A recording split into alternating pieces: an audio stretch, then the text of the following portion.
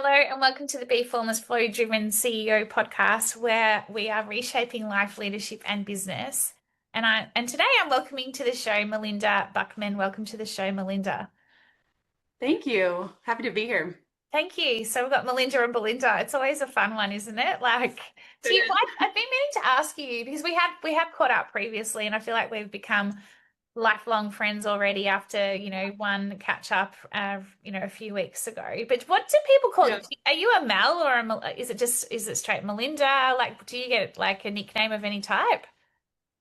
There's probably some names that people call me that I don't know about, but the one that I do know about is often Mel. And my in-laws call me Big Mel because I'm 5'10", so that Big Mel has kind of stuck, but Mel is usually what people go to. Yeah, there you go. Mel Bell. I'm a B, but a lot of people do call me Bell. So yeah, anyway, just a little better. Melinda, you are based in St. Petersburg, Florida. So it's Thursday afternoon for you, Friday morning for me. It's always funny that you're in the past, I'm in the future, but here we are right now in the present. The audience are probably sick of me saying that, but I do love it because it is, I I can love it. tell you what's happening in the future. You could tell me what's happened in the past, even though I've been in the Yeah. past. Anyway, we could go on about that.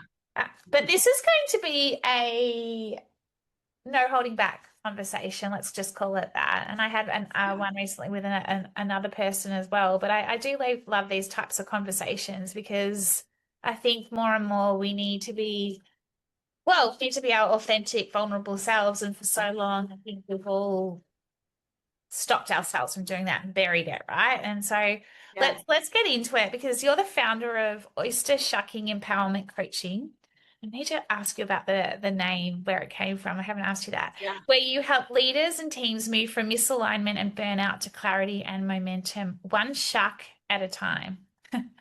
A former corporate people leader turned coach, she blended practical operating rhythms, so think decision loops, feedback, nervous system aware practices with deep lived experience. And certainly have some deep lived experience. We were both sharing a lot of our similarities and personal journeys Yeah. and navigating fertility and it is tough. And I've Mhm. experienced that fertility journey as well. And then obviously the identity transitions, that is tough enough in itself because, you go Yeah. from corporate and you even have the fertility experience. It's all Mhm. kind of like part of the identity transition, right? You serve Yeah. as like a guardian where you've been doing your own trauma informed healing as well, including EMDR. I've done EMDR as Mhm. well, and we've both had great results from it. And it's Yeah. I think that that's something that we need to talk about more and more in terms of from a mental health perspective and everything Mhm. going on.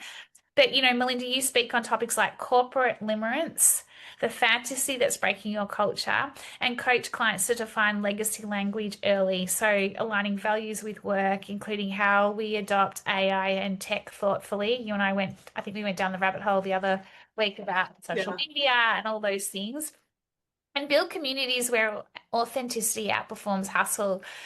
I loved when we last spoke and you said purpose you can run, but you can't just post it. And we were like back to being that authentic, true self. And then Yeah. last but not least, when you booked in for the pod, and this was even before we caught up, and I asked you what's one unique insight or lived experience when it comes to life, leadership, and or business. You said, I've reshaped my life and leadership by realizing burnout isn't a capacity issue. It's a misalignment issue. And true Yeah. alignment is dynamic, practical, and building layers as our needs and capacity evolve. Tell us a little Yeah. bit about, not a little bit, tell us about your journey.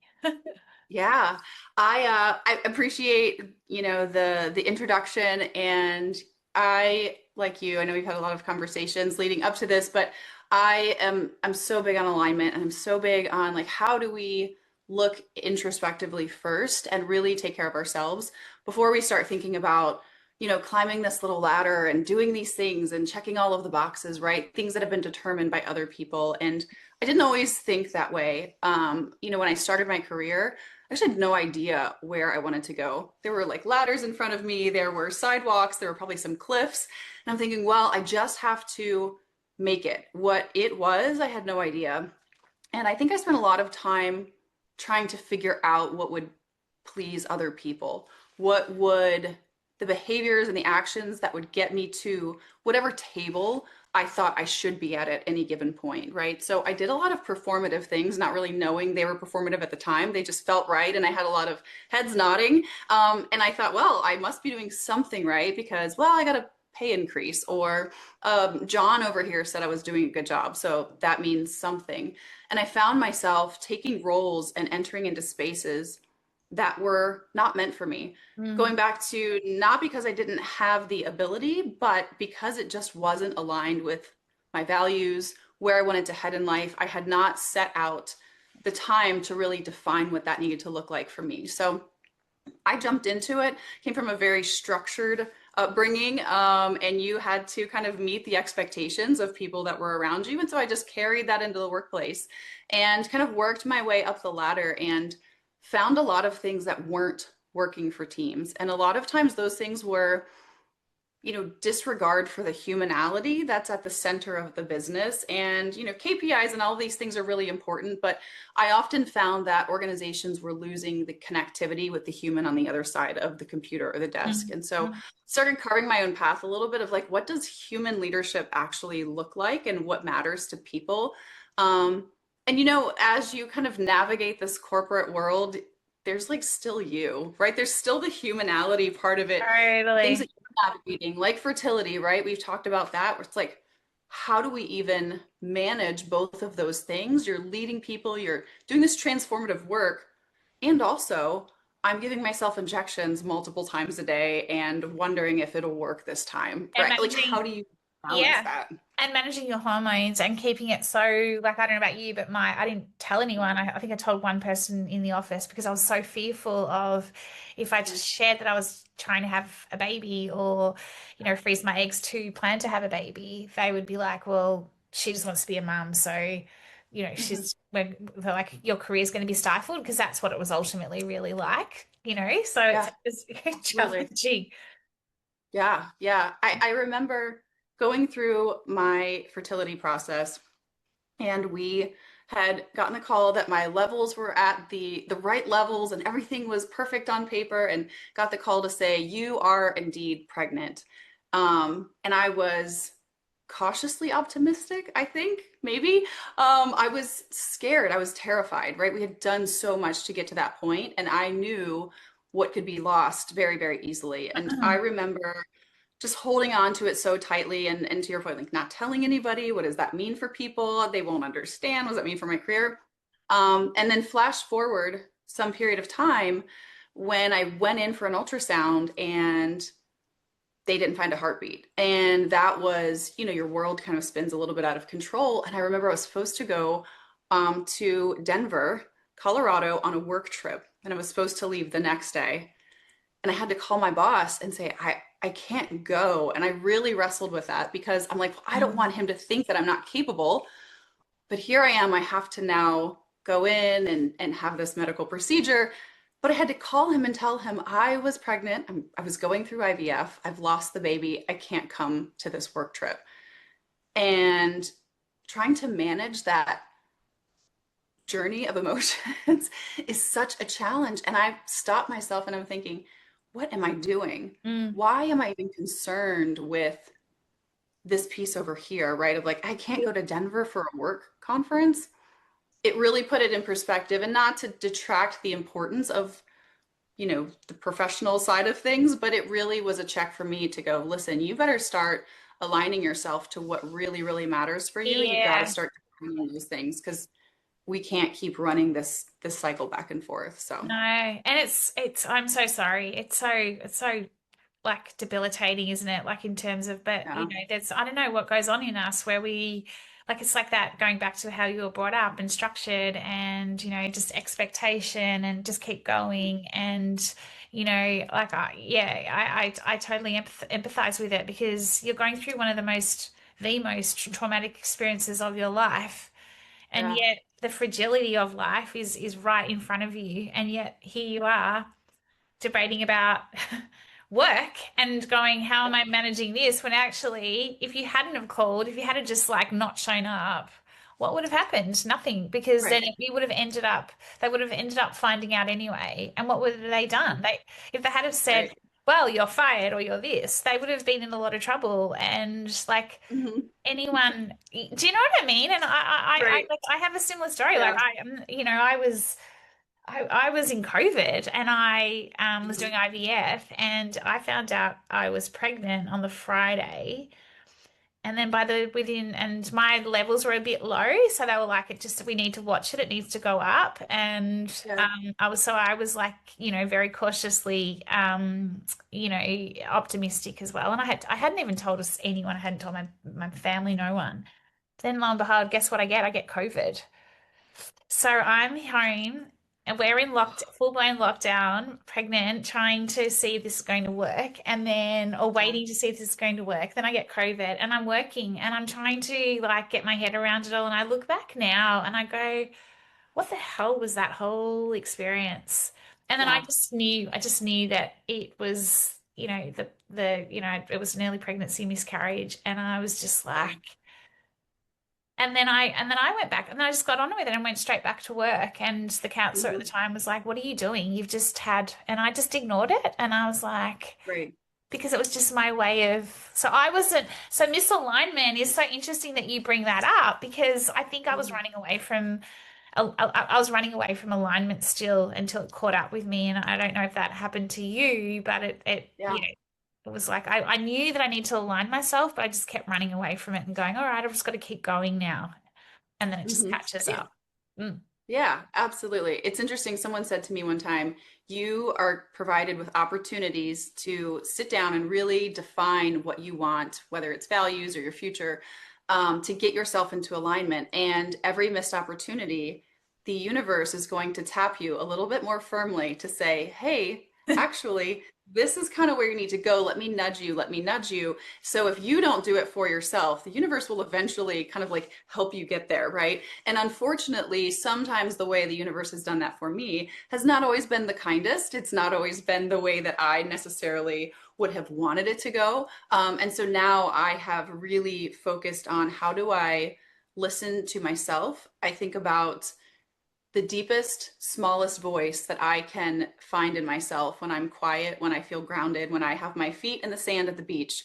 What do I tend to hear? And as I've gone through my EMDR journey, I've thought about like my inner child and all of that, right? What does 8-year-old Melinda, what is she saying to me? What is my like deepest gut telling me? And that is often what I need to listen to the most. And sometimes it is the most terrifying pivot, but I know beyond a shadow of a doubt, I'm like, if I can be scared to make the pivot, but if I don't pivot, what's on the other side of staying? It's riskier to stay. It's riskier to do what everyone else thinks I should do than it is to make that pivot and be true to myself. And I've seen that work time and time again. So now I listen to that small voice. I listen to 8-year-old Melinda. Who would have thought that 8-year-old me would be the thing that I'm like, oh, yes, you have the good insight here.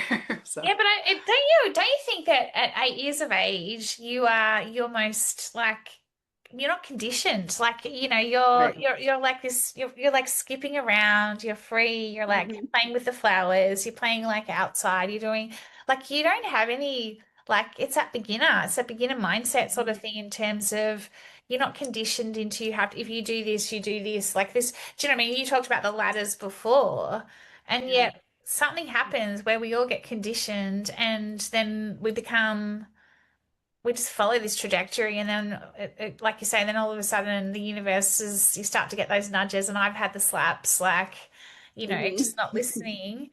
And then you're like, Yeah.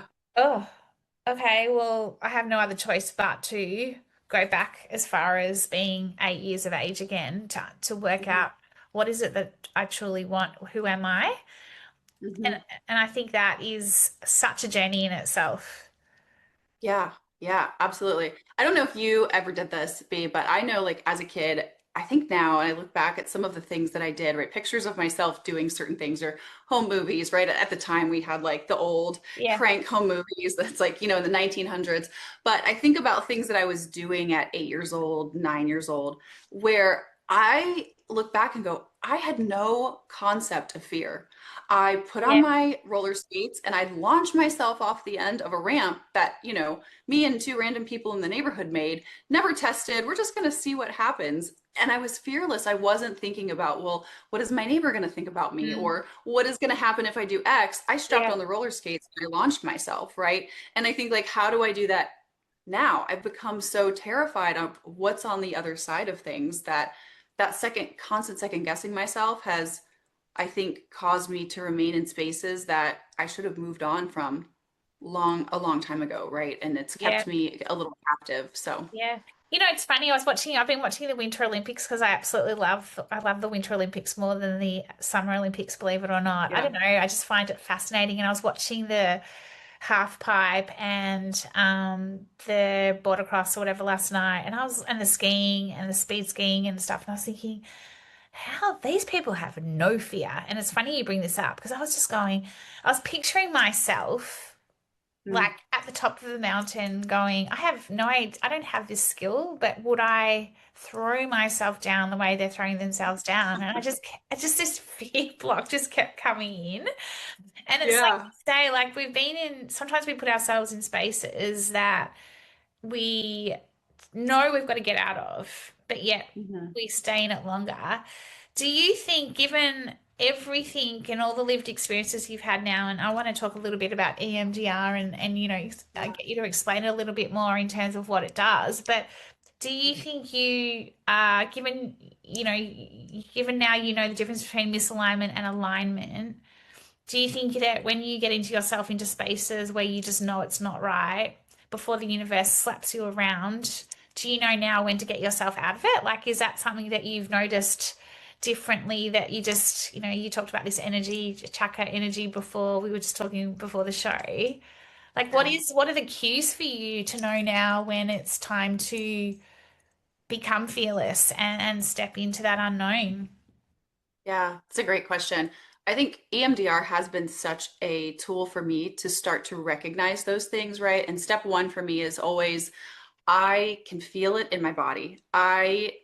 I cannot explain it in a scientific way, but I feel that I'm very intuitive. We'll call it intuition. We won't call it a trauma response. Intuition sounds better, but I do think there's something I can feel it in my body when something is off. I've had these great ideas, things I feel excited about in my mind, but in my body, I know something is just not right. And I can't quite seem to put it down. It's just this reminder of like, hey, there's just something not right here. And what I've noticed is when I start to feel that in my body, if I sit down and I go back to my board where I've written my values and I've written all the things that are important to me, and I start taking myself through the same exact conversation I take my clients through, I start asking myself the questions of like, how does this show up for my values? How does this show up in my personal well-being and my health? And if I'm honest with myself, that is kind of the second layer of check, where I really sit down and start to validate what I'm feeling. Then Yeah. the third layer for me is like, now what do I do about it? How does this matter? Am I going to pivot? What does it look like? And what are the practical, tactical steps to move from where I'm at or where I could be into like what I should be? And I think the fourth thing really is having a little bit of grace, right? Like, you're not always going to get the timing right. You're not always going to, this is not a formulaic equation that you can go, well, I checked these four boxes. I did, this math equation, and now everything is perfect. So when things don't go exactly like you think they should, that fourth layer of grace is so important to I go, agree. oh, well, dang, it's not exactly how I wanted, but like, let me make this small pivot over here. This small adjustment, I think will get me there, and Yeah. being okay with it, right? So I think that's been a big piece for me. The grace piece is so interesting and so important. And I gave myself some grace last night. I wasn't feeling my finest, like we were talking before, the good old age that we've hit and the Yeah. perimenopause that it is. Like, it's fun Yeah. times, right? And I was feeling Yeah. pretty crap last night. And I just was like, I just need to lay on my bed and just cuddle into my dog and just shut my eyes Yeah. for like a good half an hour. But I had all this stuff going on in my head of what I needed to do. So it was like the old part of my brain going, get up, you're being lazy, do this, do that. But the other part, Yeah. this part was just like, no. And it was so Mhm. required to give myself that grace. And I ended up going to bed super early, felt so much better this morning. Yeah. And that's Yeah. just a little micro practical bit of grace Yeah. Yeah. that we just need to be doing more of. And I wish I had, like, I don't have regrets, but I wish I had have given myself more grace along my journey Mm-hmm. of, you know, evolution, if you like, and we're continuously evolving. Do Yeah. you talk to Yeah. clients a lot about this? Because, like, I mean, I'm sure you do, because you must Mhm. get, do you get clients that are coming into you that are almost like mirroring who you were? Yes. And now you're like, yeah, and having the Yeah. conversation, give yourself some grace, and they're looking at you like, what are you talking about? Like, Yes. Yes, absolutely. It's interesting. I find most of my clients to be really high functioning women, and they are at a point in their life and their career where they're saying, something is wrong here. Something is off. Even when they love the work that they're doing, their job, all of these things, right? Everything looks great on paper. They'll start to question, I'm hitting perimenopause. I feel like my brain is spiraling out of control. What is going on? I feel like I need to make a pivot.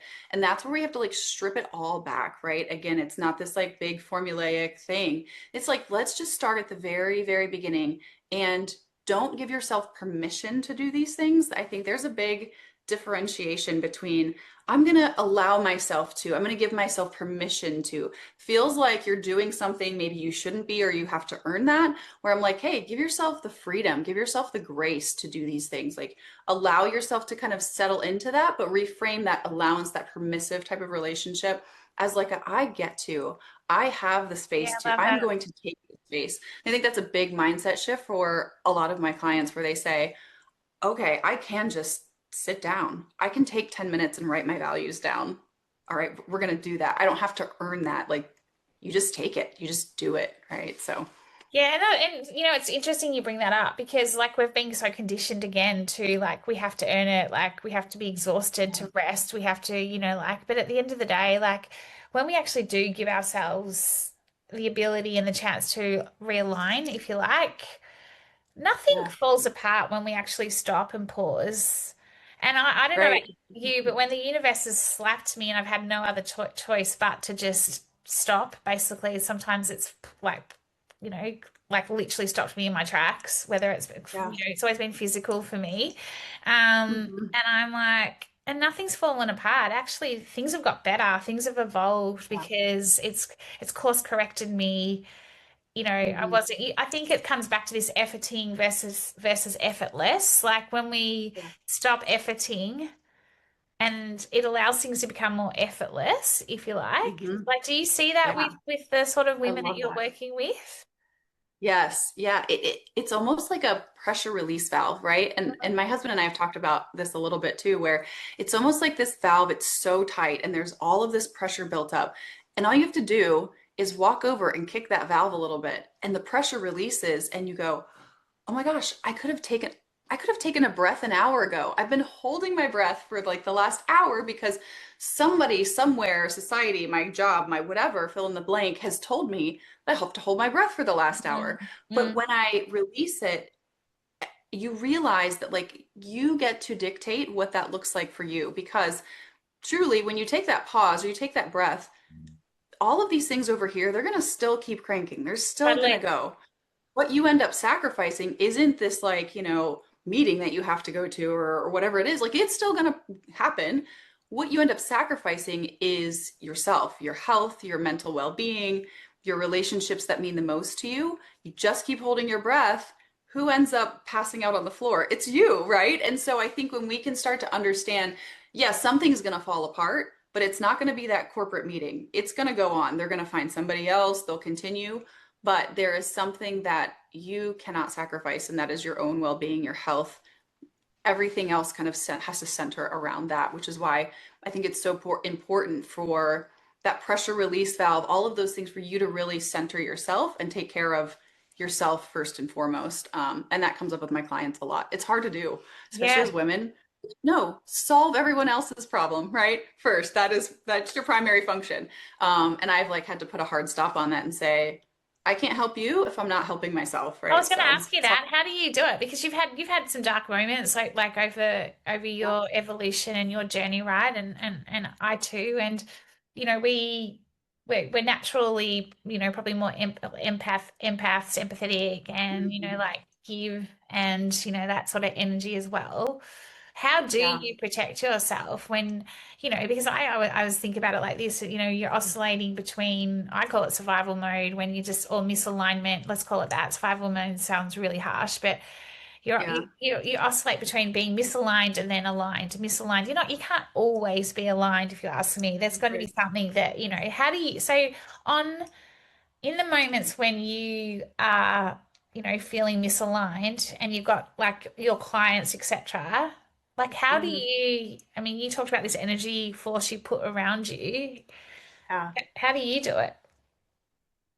It's a great question. And I think for me, sometimes it varies. I haven't gotten it down to this perfect science yet. I will No. say I have I have really done some hard work. Again, I will give EMDR some credit of this might sound harsh, but weeding out the things and the people that Mm. just suck the energy out of me, Yeah. right? I think we all have those people in your life where you're like, wow, we just entered the room together and already I'm like, I need a nap. This is too much. And I think that having that front line of support of folks that kind of help you restore that energy and kind of check that has been really helpful. My husband for me is one. I'm very thankful to have, speaking of pivots, pivoted from one husband to another.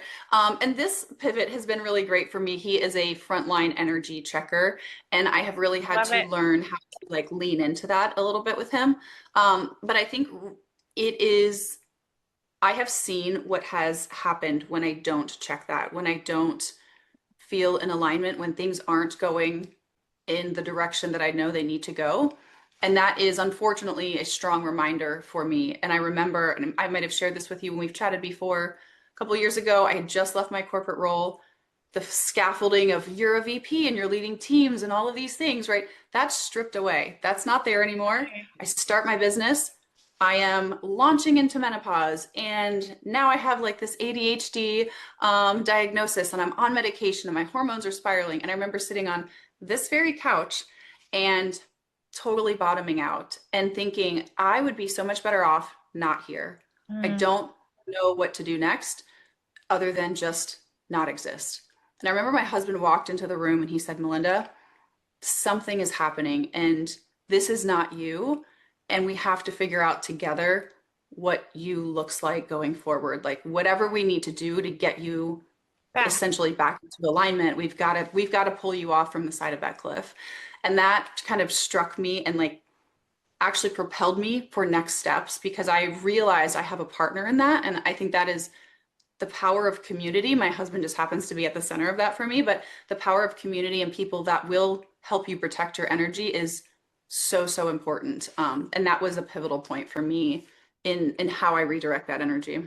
Yeah, and it's so like so heavy and so intense that like that it happens that we get to this point where, like, and again, I can completely relate in terms of just high flying to then rock bottom to then looking around going, how did I end up here? I don't know Yeah. like what's the point in anything? Like you almost you literally are. I don't know about you, but I was literally felt soulless, like in terms of like Yeah. I don't exist. And Hmm. that is Hmm. it's a scary place. It's a horrible place. It's like Yeah. this, you're looking around and you're just like, you're just numb all over and Hmm. nothing, I don't know about you. I didn't care about anything. There was just Yeah. nothing that, like, and that's when I was like, there's no point for me. Like, Hmm. I'm not Hmm. offering, I'm not relevant. There's no, do you know what I mean?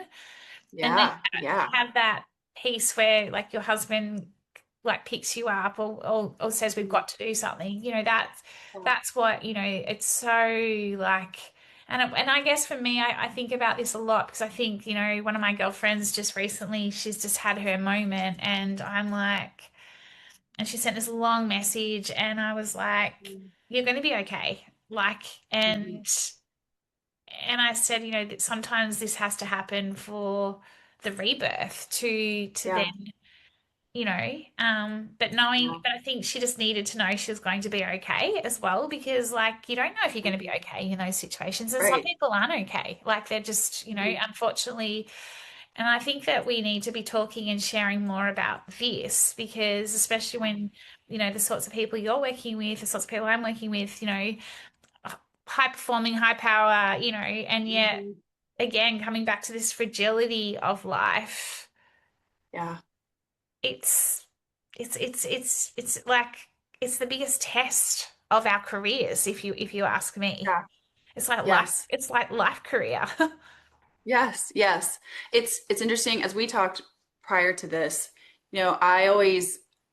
I feel so much empathy and so much sadness and grief, really, when I encounter someone else who shares some of those similar experiences, right? I think about IVF, and I remember when we first started doing it, you understand this, I know, it's like someone said, it is the worst club with the best members. And that is so true. You can say that Yeah. is true of IVF, menopause, all of it, right? But I think, wow, we are in the worst clubs. Like, am I paying dues to this club? Did somebody bring donuts? Like, this is terrible. But the members in the club are Yeah, so just priceless, right? And I think that is so, so important. As you look at this, I'm like, oh, I can surround myself with all these like high-powered women and these high-functioning women at these work conferences, and that's great. But for me, in order to really thrive in those spaces, I have got to cut through that tape and that curtain and go, let's be so for real right now because I'm having a hot flash. Are you having a hot flash? Or whatever that is. Because, yeah, at the core of all this, you move on from jobs, you move on from these you things, but at the do. core, you follow you throughout your life, and there's always going to be something to navigate, something to manage. You've got to like really hone in on taking care of yourself and finding others that you can connect with. Like even with you and I hate this for you. I hate this for me. I love that we can connect over that, and you find the most amazing people Well, you through that do. journey.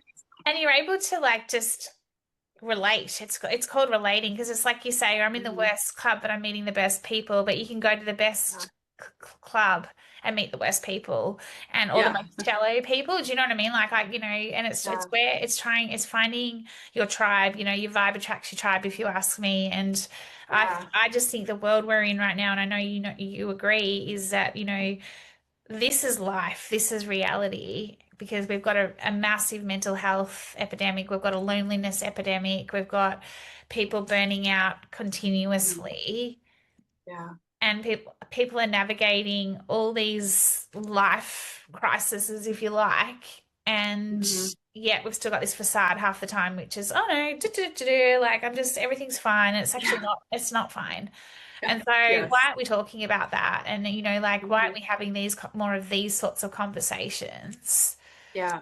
Because Yeah. that's what people want to know. That's what people want to hear. Mhm. Like, we got on a bit of a bandwagon on social media the other week, just in terms of what you even see on LinkedIn and things like that, and it's just like we don't like, can we just get to what actually is, what's important and, Right. like I don't know, I just feel like we need to be having more and more of these conversations and supporting each other more and more because life isn't getting Mhm. easier.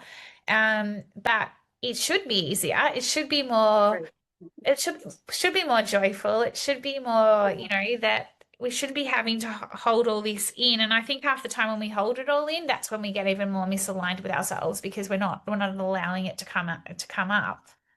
And because I Absolutely. and I wanted to ask because I want to ask you about this one shuck at a time. Yeah. Yeah. So the oyster shucking concept came to me on a rare night where I was sleeping. I kind of woke up at 2 o'clock in the morning. I guess that's my witching hour. And I was like, oh, oyster shucking. It just popped into my head. And I was like, I don't know what that means. And I go back to sleep. And then the next morning it came back up and I'm thinking about it. And as I tried to figure out what that pertained to, how I could apply it somewhere, I started thinking about oysters, right? And I don't know if you're an oyster Oh, I connoisseur. love I it. love Same. oysters. Yeah. My grandfather So owned an it's oyster farm, believe it or not. My grandfather, really, yeah, so he used to shuck them off the rocks when we were little, and we used to eat them in the water, oh, eat them, yeah, yeah. So I know so oysters very jealous. well. Yeah, So jealous. So you know it, you know all yeah, about it. But oysters on the outside they're ugly. Let's be honest, right? They're ugly. They're clamped really tightly shut. You don't know exactly what you're going to find in there. Is it going to be like a big juicy one? Is it yeah, going to be, there's going to be a pearl in there? But I think, that for me represents a lot of life where you're like, I have this thing that's in front of me. I'm not 100% sure what it is. I got to get into it. It might be really hard, but I think it's about having the tenacity and the grit to really pick up the right tools and like get into it, right? And you may not get it right the first time, but dang, if you can really like get that shucker in there and like wedge that thing open, the reward is inside and you've got to really just stick with it and use the tools and the strength and all of that to really get it open. And I find that's true for my clients. I'm like, listen, you don't have to shuck 9 million oysters at once. Pick up one oyster, pick up one tool. Let's start chipping away at that oyster. And the more you do that, the more reps you get in, the easier it starts to get. And that we have found that to be true. It takes the pressure off a little bit. And you're like, oops, you cut yourself. Maybe don't use a butter knife next time. Maybe next time pick up an actual shucker, hold it like this. But you learn, you get better with each shuck, right? So that has been really symbolic for me. So I love it. And do you feel like that was part of your journey? Like, I'm looking at the couch now and that, when your husband comes up to you, like, do you feel like it's so funny how these things happen? Like it's almost like serendipity, right? You're going through yeah, rock bottom and then you're almost like living the oysters you love, and then this shucking comes to you and you're almost like, from your own lived experience. yeah, yeah. Yeah, absolutely. It's interesting. There are times when I feel like I had no tools, right? I had no shucker. I wasn't even using a butter knife, a toothpick. I think about my time on the couch. I had an oyster sitting next to me. I didn't even have any sort of tenacity or ability to even pick it up, to think about shucking it, right? And sometimes those tools don't necessarily have to come from you. You have to just be willing and open enough to say, Mm. I have this trusted community. Here comes someone with a shucker, right? Or here comes someone who can actually just help me pick up the oyster. And maybe that round, I was trying to like bite it open with my teeth, right? It was like not super successful, but here comes someone who is able to kind of carry some of that load for me and say, hey, I brought something. Let's use the tools that I have. Let's just get you like moving a little bit. And that was really helpful. But that is very representative for me. However many times I've looked at one of those oysters and gone, God, this is ugly. How am I going to get this thing open? And then you do, and you're like, it's such a reward. Oh, I So love it. I'm going to look at oysters very differently now every time I have one. Tell us a little yeah, bit just quickly about the topics you talk about in terms of corporate limerence, a fantasy that's breaking your culture, and yeah, how to build legacy language. Like, yeah, they seem super, well, I mean, legacy language is interesting enough in itself, but I'd love to understand a little bit more about the corporate. Is it how I'm spell? Is that pronouncing it right? Limerence? Is that, yeah. great. Yeah, Yeah. limerence. Yeah. So the idea with limerence is you have this intense, immediate infatuation with something, right? This idea that this particular thing could just fix everything. I think about limerence. I had this crush in fifth grade. Mike Boss, if Mike Boss tunes in, he's going to know all of my dark secrets here. But I had this like deep infatuation. I was like, I have to marry Mike Boss, right? It's kind of this unchecked love. You think it's this love, right? But corporate limerence, a lot of times what I see with folks is if I could just get this perfect role, when I get this perfect role, I know I'm going to get into it and it's going to solve all of my problems. Or, I think about recruiting. If I could just find the perfect candidate and get that person in here.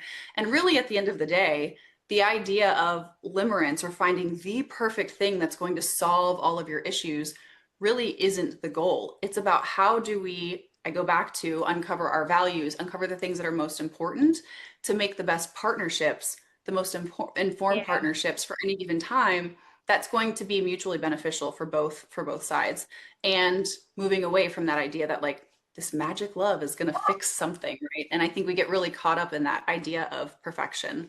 Yeah. So that's the idea of limerence that we talk a lot about. Amazing, amazing. Right.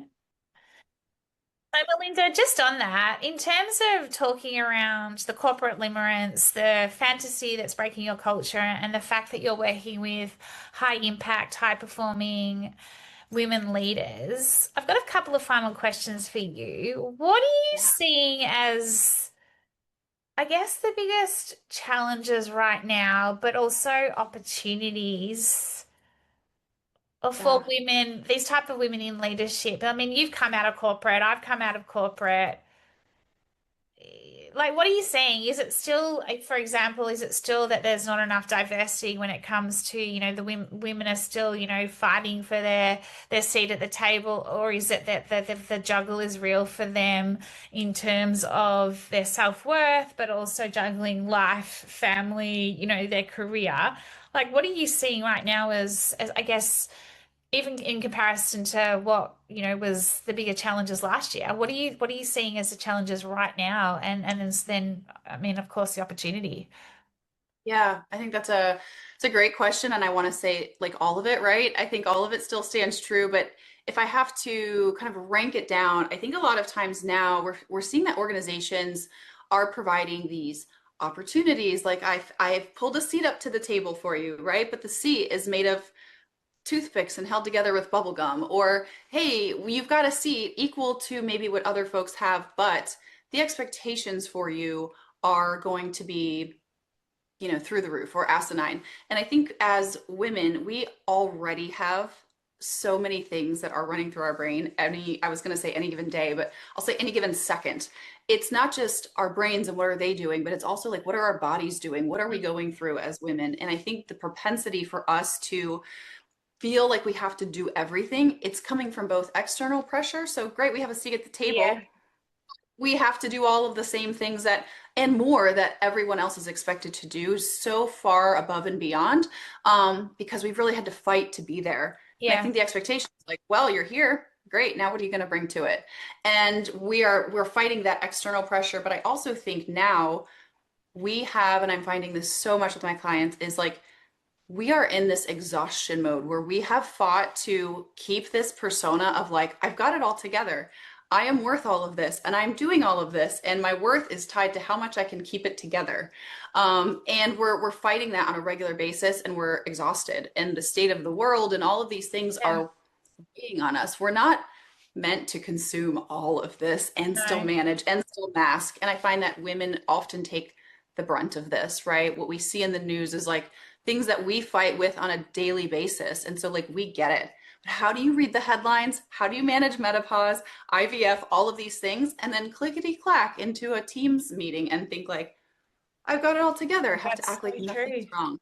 So true. it's it's just not doable. And I think that we have now reached the point of exhaustion. It's like we've masked for so long, we've struggled so long to have Yeah. that seat. Get it. Somebody's finally thrown a chair at the table and said, fine, here, sit in it. And we're like, I'm so exhausted. What do I do now? How do I keep up with all of this? And I think we're starting to see those seams pull apart. And I think the opportunity for us is to be able to give ourselves that grace and take up the space to say, I am going to step away for 2 days. I'm sure you all can function just fine, because I'm going to do EMDR one day, and I know the next day I'm going to have an EMDR hangover. But this is so important to So me to true. maintain my mental health.